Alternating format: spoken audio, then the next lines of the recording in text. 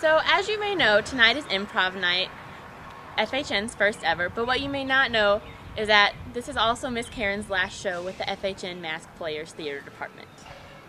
I'm looking forward to going to Barnwell. I can't wait to see what kind of program they have, and I can't wait to bring my ideas to the program and hopefully do a lot with that. We're going to be bringing junior thespians to Barnwell, which I don't think they have a junior thespian troupe yet, so I'd like to get that started right away. The initial reason is because I have some personal professional goals that I want to be able to achieve, and so I am looking to have a position where I have a few less hours during the evening time so that I have time to achieve those goals. I really like the students, the age group. I especially love my drama kids and the drama club. I love my classes. The kids they're funny. They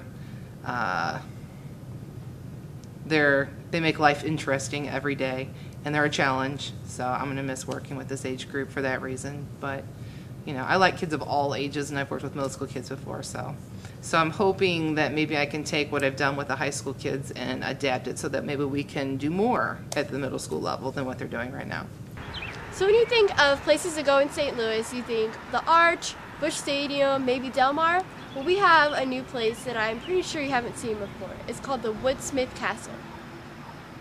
Now owned by Ameren UE, this masterpiece to be never had the chance to grace St. Louis. It's one of the most beautiful sites overlooking the Mississippi River in the St. Louis area, and that's very important because we have very few historic buildings that face the river in this area. Inventor George F. Woodsmith of Glasgow, Scotland started the project. He was an inventor, and in the period before World War I, he had apparently a lot of money and imagined building this large house, but right after the war, about 1920, he had financial reverses and he had to give it up. And so the house was never completed, even though he lived for years after that. It was stopped when the terraces were finished, but the house was just being started. The design for it was interesting because it was French in style. It was a series of formal gardens on kind of platform terraces with a garden pavilion, and the house itself would have been a low-lying house with a mansard roof. Although it is illegal to enter the property without permission, graffiti, trash, and destruction cover the scene. This would have been very conspicuous, and also it would have been conspicuous from the Merrimack because the ground drops down to the Merrimack River right below the house. So it would have really been a landmark, and even the ruins from the river today are still a landmark. In order to visit the Woodsmith Castle, contact Tim Fox at Ameren UE. Last week, we left you wanting more 5. This week, we give you more 5.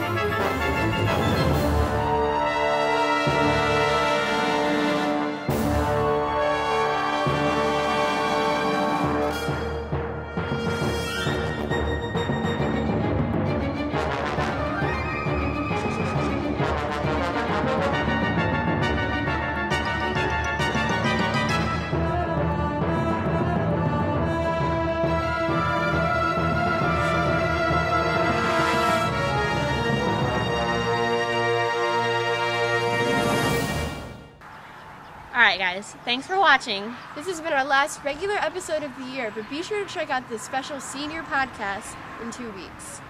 This is a North Star production. Even we don't know what's in the senior podcast yet. We're not seniors yet.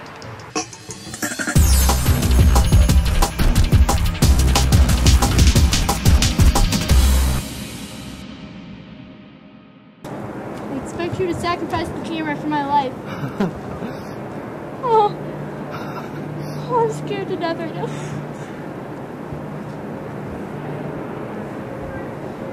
Okay, I don't know if this is gonna happen. Like,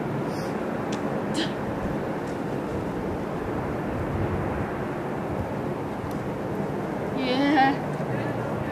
I'm so sure about this.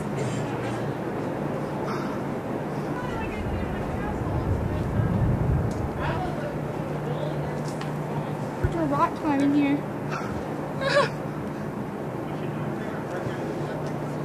Amateur rock climbing by Tori. Oh my god. Oh, you did it! Oh, this is crazy.